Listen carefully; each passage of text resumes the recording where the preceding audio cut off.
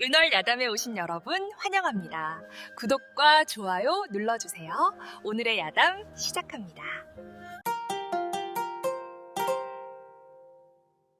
옛날 옛적 임진년의 난리가 끝나고 선조 임금의 말년이었습니다. 왜군은 물러갔으나 백성들의 삶은 여전히 참혹했지요. 경상도 청림현의 장터마다 굶주린 거지들이 떠돌았고 흉흉한 소문이 끊이지 않았습니다. 사람들의 얼굴에는 늘 그늘이 드리워져 있었지요. 산천은 아직 전쟁의 상처로 얼룩져 있었고 마을마다 과부와 고아가 넘쳐났습니다. 나라는 회복되지 못한 채 병들어 가고 있었습니다. 이 청리면에 복돌이라는 머슴이 살고 있었습니다. 복돌은 태어날 때 부모를 잃고 한 농가에 얹혀 살며 자랐지요. 순박하고 어리숙하나 마음만큼은 누구보다 깨끗했습니다. 키는 장대같이 컸으되 늘 꾸부정한 자세로 걸었고 얼굴은 햇볕에 검게 그을렸습니다. 말은 느릿느릿하여 무엇을 물으면 한참을 생각한 뒤에야 대답했지요. 그래서 마을 사람들은 복돌을 보면 늘 이렇게 말했습니다. 저 바보 머슴이 또 헛짓거리를 하는구나. 복돌은 그런 말을 들어도 화내지 않고 그저 싱긋 웃을 뿐이었습니다. 복돌의 주인은 청림현의 부호 박만수였습니다. 박만수는 욕심이 많고 심술이 가득한 인물이었지요. 복돌에게 하루 한 끼도 제대로 주지 않으면서 해 뜨기 전부터 밤늦게까지 일을 시켰습니다. 복돌에게는 가족이라 부를 이가 없었습니다. 다만 장터에서 백정 일을 하는 소년 돌쇠만이 유일한 벗이었지요. 돌쇠는 늘 복돌을 챙겨주며 말했습니다. 형님, 저 악독한 주인 밑에서 언제까지 그리 살 셈이유? 복돌은 대답 대신 그저 웃기만 했습니다. 어느 가을날이었습니다. 복돌은 평소처럼 주막 뒤편에서 퇴비를 나르고 있었지요. 그때 장터 쪽에서 사람들이 몰려 웅성이는 소리가 들려왔습니다. 기생 하나가 돈 한 푼 떼먹었다 해서 두들겨 맞는다더라. 방 주인 어른께서 직접 나서셨다지 않소. 소문 너머로 울음소리와 매질 소리가 희미하게 들려왔습니다. 복돌은 이유 모를 불안을 느꼈지요. 가슴 한 구석이 답답하게 조여왔습니다. 복돌이 퇴비지게를 내려놓고 장터 쪽으로 발걸음을 옮기려는데 낯선 노파 하나가 복돌 앞을 스쳐 지나갔습니다. 노파는 복돌을 물끄러미 바라보더니 중얼거렸지요. 저 아이 인연을 사고 인연을 잃을 팔자로구나. 노파의 목소리는 낮고 쉰 듯했으나 묘하게 귓가에 오래 남았습니다. 복돌이 고개를 돌렸을 때는 이미 노파의 모습이 보이지 않았지요. 복돌은 장터로 달려갔습니다. 장터 한가운데 기생 한 명이 피범벅이 된 채 무릎을 꿇고 있었지요. 주인 박만수가 그 기생을 향해 채찍을 휘두르고 있었습니다. 인연이 감히 나에게서 5냥을 떼먹어 내 목숨이 아깝지도 않느냐. 기생은 고개를 숙인 채 떨리는 목소리로 말했습니다. 주인 어른 소녀는 그런 적이 없사옵니다. 박만수는 다시 채찍을 들어 올렸습니다. 구경하던 사람들은 고개를 돌렸고 누구도 나서지 않았지요. 복돌은 충격과 분노로 몸을 떨었습니다. 평생 처음 느껴보는 감정이었지요. 왜 저리 하십니까? 복돌의 눈빛에서 처음 보는 결의가 번졌습니다. 복돌은 발걸음을 뗐습니다. 옆에 있던 돌쇠가 황급히 복돌의 팔을 붙잡았지요. 형님 안 되옵니다. 주인 어른께 대들면 형님도 죽을 것이오. 복돌은 고개를 저었습니다. 말없이 박만수에게 다가갔지요. 사람들의 시선이 일제히 복돌에게 쏠렸습니다. 주인 어른. 박만수가 채찍을 멈추고 복도를 돌아보았습니다. 뭐야, 이 바보 머슴이? 복돌은 벌벌 떨리는 목소리로 말했습니다. 그 기생 제가 사겠습니다. 장터가 순간 조용해졌습니다. 박만수는 잠시 멍하니 복도를 바라보더니 갑자기 폭소를 터뜨렸지요. 크하하하, 내 놈이 가진 게 겨우 몇 잎인데 무슨 수로? 복돌은 떨리는 손으로 품속을 뒤졌습니다. 평생 모은 전 재산 5냥을 꺼내 박만수 앞당 바닥에 올려놓았지요. 박만수는 돈을 집어들고 이를 드러내며 웃었습니다. 좋다. 인연은 이제 내 것이다. 복돌은 기생서리를 부축해 장터를 벗어났습니다. 서리는 몸을 가누지 못할 정도로 맞았지요. 복돌은 서리를 등에 업고 주인집 헛간으로 향했습니다. 해는 이미 뉘엿뉘엿 지고 있었습니다. 가는 길목에서 다시 그 노파가 나타났습니다.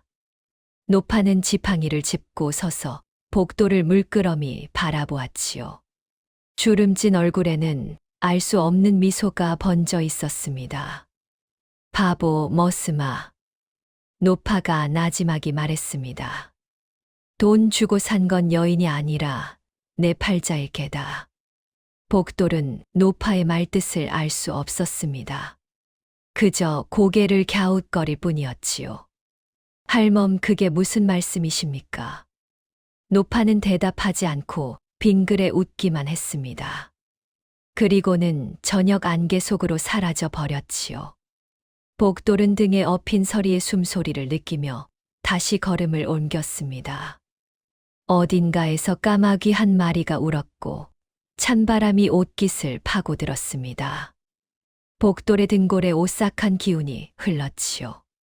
신비롭고도 기이한 느낌이었습니다. 마치 보이지 않는 무언가가 복돌의 운명을 이끌고 있는 듯 했지요. 다음 날부터 마을은 떠들썩했습니다. 바보 머슴이 기생을 샀다지. 제 분수도 모르고 말이야. 사람들은 복돌을 보며 손가락질했습니다. 주인 박만수는 더욱 가혹하게 복돌을 부렸지요. 해 뜨기 전부터 밤늦게까지 온갖 굳은 일을 시켰습니다. 내 놈이 감히 나한테 돈을 내. 그 값을 뼈로 갚아라. 서리는 맞은 상처가 심해 몸을 제대로 가누지 못했습니다. 복돌은 낮에는 일을 하고 밤에는 서리를 간병했지요. 하루 두 끼도 제대로 먹지 못했습니다. 그러면서도 복돌은 서리에게 단 한 번도 손을 대지 않았습니다. 그저 상처에 약초를 발라주고 미음을 끓여 먹였지요. 서리는 복돌의 모습을 보며 눈물을 흘렸습니다. 태어나서 처음 느껴보는 진심이었습니다. 복돌의 마음이 조금씩 서리에게 스며들고 있었지요. 보름이 지난 어느 밤이었습니다. 서리의 몸이 어느 정도 회복되자 복돌은 헛간에서 서리와 마주 앉아 이야기를 나누었지요. 복돌날이. 서리가 조심스럽게 입을 열었습니다. 소녀는 사실 기생이 아니옵니다. 복돌은 눈을 크게 떴습니다. 서리는 떨리는 목소리로 자신의 사연을 털어놓았지요. 소녀는 본래 안동 김씨 집안의 교수였사옵니다. 하오나 아버님께서 영모 누명을 쓰고 하루아침에 가문이 몰락했지요.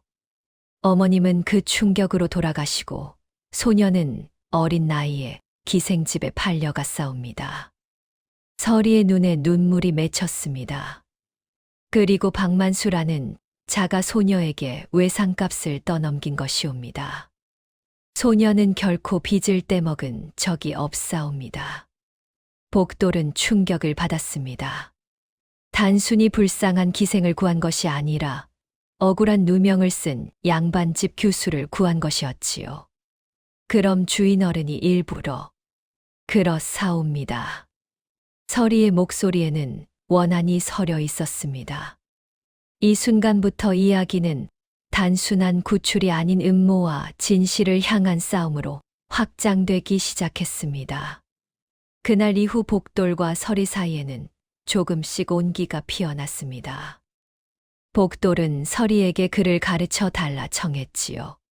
서리는 기꺼이 복돌에게 천자문부터 가르쳤습니다.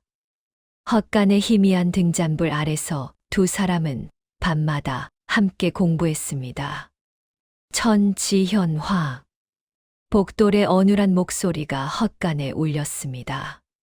서리는 복돌의 모습을 보며 미소 지었지요. 복돌 나리는 참으로 배우려는 마음이 지극하시옵니다. 서리 마님께서 가르쳐 주시니 즐겁사옵니다. 서리는 복돌의 옷매무새를 가다듬어 주기도 했습니다. 낡고 해진 옷이었으나 정성껏 기워주고 빨아주었지요. 복돌의 손이 서리의 손끝을 스칠 때마다 두 사람의 가슴은 조용히 떨렸습니다. 복돌은 서리를 위해 산에서 나무를 캐왔고 약초를 구해 다렸습니다. 서리는 복돌을 위해 누더기 버선을 기워 주었지요. 어느 날 밤 달빛이 유난히 밝았습니다. 복돌 날이 마님, 소녀를 구해주신 은혜를 평생 잊지 못할 것이옵니다. 복돌은 고개를 저었습니다. 은혜가 아니옵니다. 그저 마님을 도와드리고 싶었을 뿐이옵니다. 그 감정은 입 밖으로 나오지 못한 채 깊어져 갔습니다. 두 사람의 마음 속에는 이미 사랑이라는 이름의 씨앗이 싹 트고 있었지요. 평화로운 날들은 오래가지 못했습니다. 어느 날 박만수가 돌연 복돌을 불러들였지요. 박만수의 얼굴에는 음흉한 미소가 번져 있었습니다. 복돌아. 주인어른. 그 계집이 양반집 교수였다는 사실을 알고 있었느냐? 복돌의 얼굴이 굳어졌습니다. 박만수는 비웃든 말을 이었습니다. 영모 가문의 잔당이지. 내가 그년을 기생집에 팔아넘긴 게 누굴 위한 일이었는지 아느냐? 나라를 위한 일이었다. 복돌은 주먹을 꽉 쥐었습니다. 박만수는 서리가 양반 교수였다는 사실을 처음부터 알고 있었고 서리 가문의 몰락에 박만수 자신이 연루되어 있었던 것이지요. 주인어른, 그건 내 놈이 그년을 지킬 수 있을 것 같으냐? 박만수는 복돌에게 다가왔습니다. 내일 당장 그년을 내놓거라. 안 그러면. 그날 밤 복돌은 서리에게 모든 것을 털어놓았습니다. 서리는 놀라지 않았지요. 이미 예상하고 있었던 일이었습니다. 복돌 날이 우리 이곳을 떠나야 하옵니다. 마님. 두 사람은 한밤중에 마을을 빠져나가려 했습니다. 하지만 박만수는 이미 사내들을 풀어 감시하고 있었지요. 복돌과 서리가 마을 어귀에 이르렀을 때 박만수의 사내들이 나타났습니다. 복돌은 서리를 지키려 했으나 여럿에게 붙잡혀 혹독한 매질을 당했습니다. 복돌이 매질을 당하는 사이 서리는 간신히 도망쳤습니다. 서리는 헐떡이며 옛 집터로 향했지요. 가문이 몰락한 뒤 폐허가 된 곳이었습니다. 무너진 담장과 쓰러진 기둥, 잡초만 무성한 마당이 서리를 맞이했습니다. 서리는 눈물을 흘리며 안채로 들어갔습니다. 아버지의 서재였던 곳은 이미 사람의 손길이 끊긴 지 오래였지요. 아버님, 소녀를 용서하소서. 서리는 무너진 서재 한쪽을 뒤지기 시작했습니다. 아버지가 생전에 비밀스럽게 간직하던 곳이 있었지요. 돌 틈 사이에 숨겨둔 작은 함이었습니다. 서리는 떨리는 손으로 함을 열었습니다. 그 안에는 낡은 서찰 한 통이 들어 있었지요.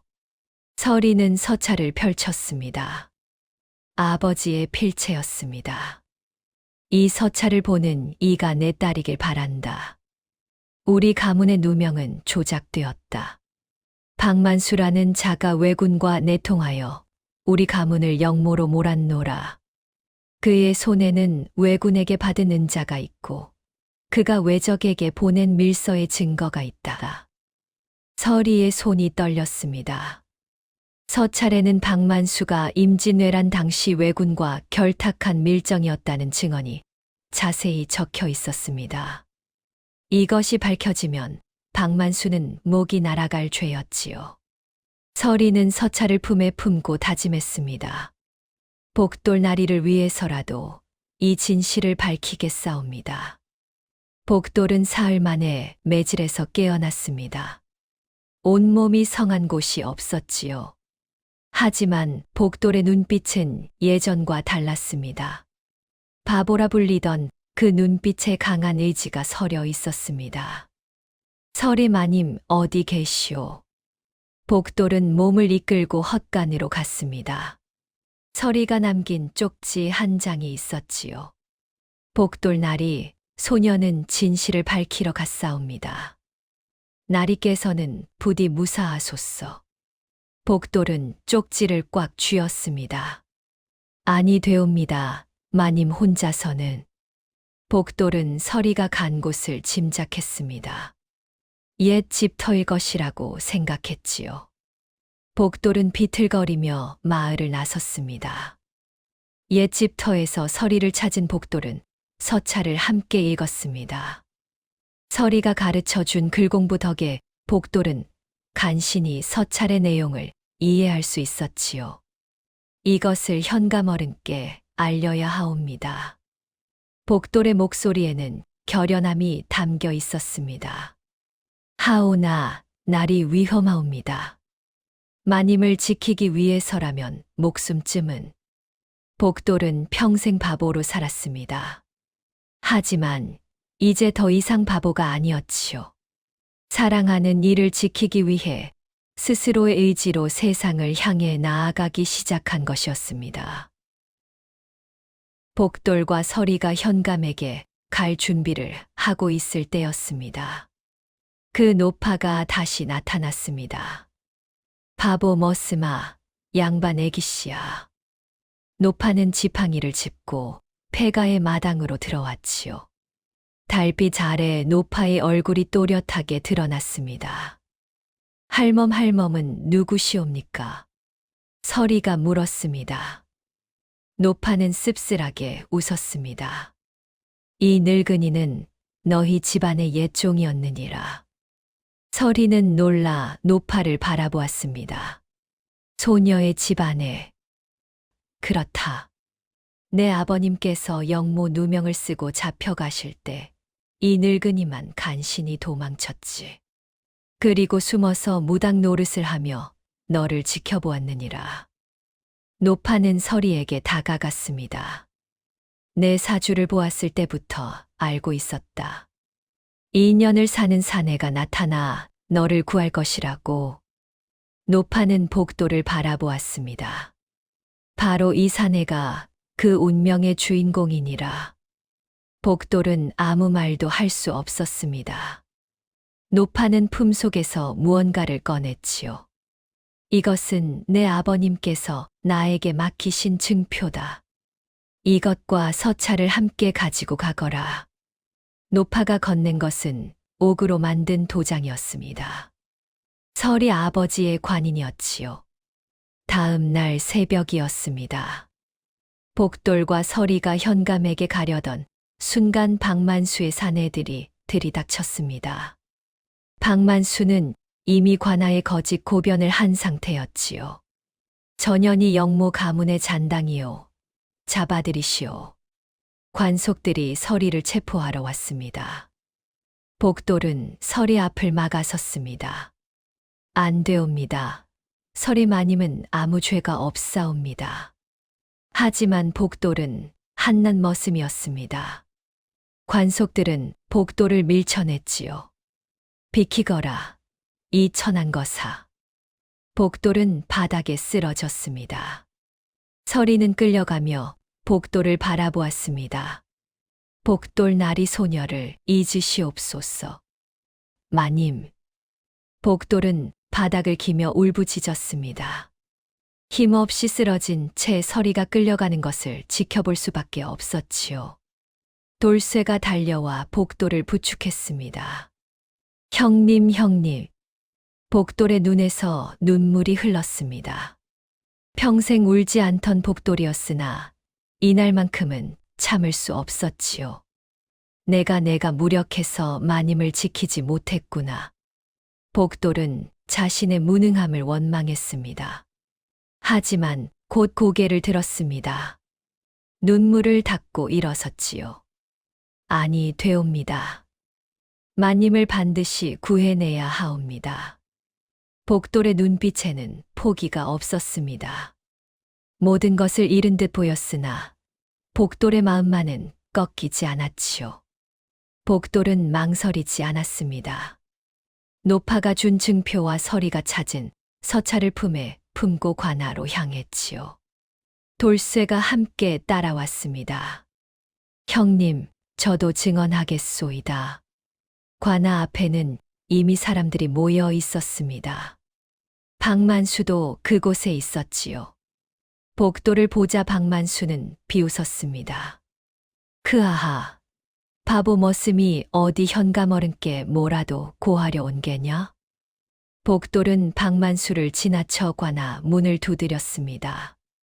현감어른, 소인에게 할 말씀이 있사옵니다. 관속이 나와 복돌을 밀쳤습니다. 내 놈 같은 천한 것이 감히. 복돌은 쓰러졌으나 다시 일어나 외쳤습니다.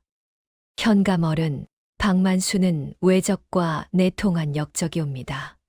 증거가 여기 있사옵니다. 복돌은 서찰을 높이 들어 올렸습니다. 저 바보 머슴의 말이라 하여도 부디 믿어 주시옵소서. 서리 마님은 아무 죄가 없사옵니다. 복돌은 죽음을 각오했습니다. 평생 처음으로 스스로 내린 결단이었지요. 현감이 직접 나왔습니다. 무슨 소란이냐? 현감은 청렴하기로 소문난 인물이었지요. 복돌이 내민 서찰을 받아 읽기 시작했습니다. 현감의 얼굴이 점점 굳어졌습니다. 이것이 사실이냐? 예, 현감어른. 거짓이 아니옵니다. 박만수는 당황하며 소리쳤습니다. 현감어른, 저것은 조작된 문서옵니다. 바보 머슴의 말을 어찌 믿으시렵니까? 현감은 손을 들어 박만수를 제지했습니다. 잠자코 있거라. 내가 판단하겠다. 현감은 복돌에게 물었습니다. 이 서찰이 어디서 나온 것이냐? 서리마님의 친부께서 남기신 것이옵니다. 그리고 이 증표도 있사옵니다. 복돌은 옥 도장을 내밀었습니다. 현감은 도장을 보고 놀라움을 감추지 못했지요.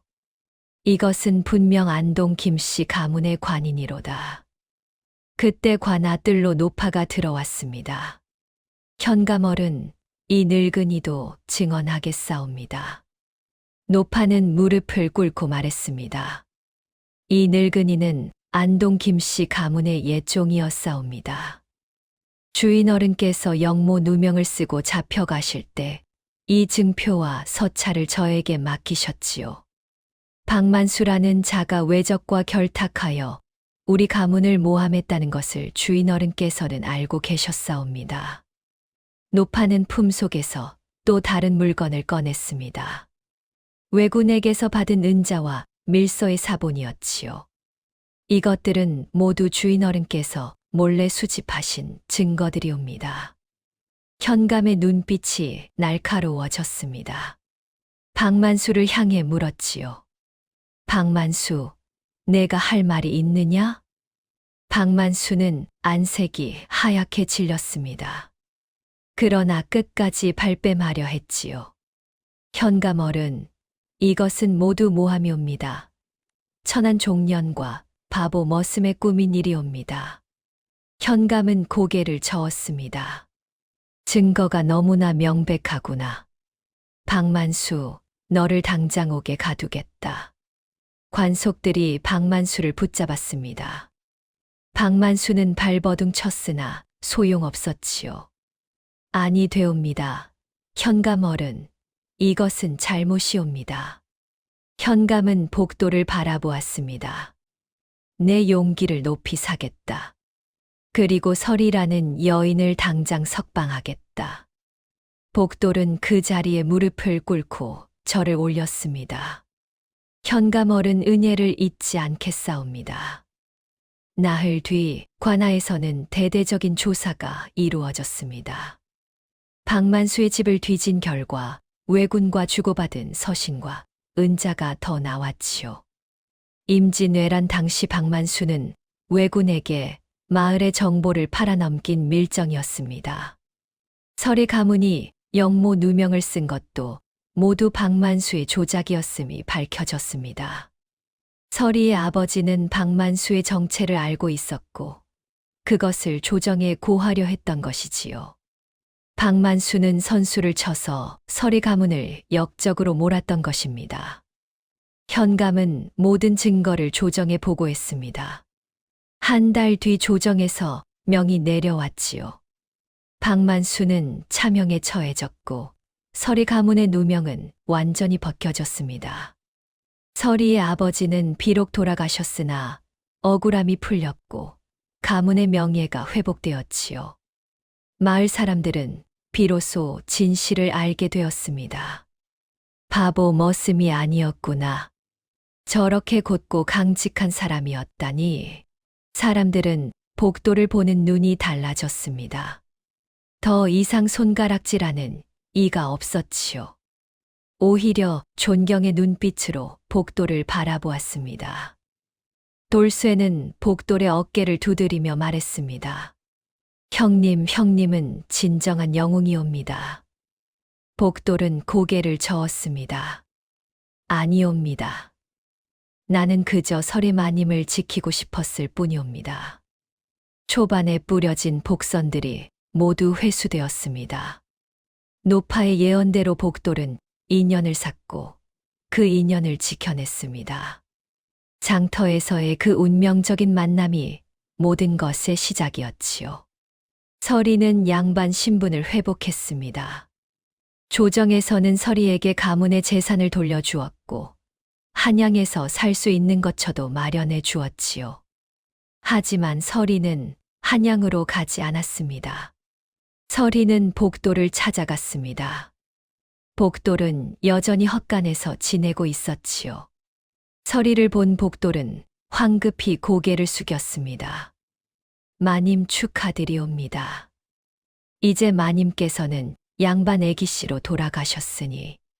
설이는 복돌의 손을 잡았습니다. 복돌나리, 예, 마님. 소녀는 어디에도 가지 않겠사옵니다. 복돌은 고개를 들었습니다. 설이의 눈에는 눈물이 맺혀 있었지요. 제 목숨을 산 것은 5냥이 아니라 복돌나리의 마음이옵니다. 소녀는 나리의 곁을 떠나지 않겠사옵니다. 하오나 마님 저는 천한 머슴이옵니다. 설이는 고개를 저었습니다. 신분이 무엇이 중요하옵니까? 나리께서는 누구보다 고귀한 마음을 가지셨사옵니다. 두 사람은 서로를 껴안았습니다. 봄바람이 부드럽게 불어왔고 헛간 밖 매화나무에 꽃이 피어나기 시작했지요. 현감은 두 사람의 혼인을 허락했습니다. 마을 사람들도 모두 축복했지요. 복돌과 설이는 청리면 외곽의 조용한 마을에 작은 집을 마련했습니다. 크지 않았으나 두 사람에게는 더없이 따뜻한 보금자리였습니다. 봄이 왔습니다. 복돌과 설이의 집 마당에는 매화꽃이 만발했지요. 두 사람은 마당에 앉아 차를 마시며 지난 날을 이야기했습니다. 복돌날이 그날 장터에서 왜 소녀를 구하셨나이까?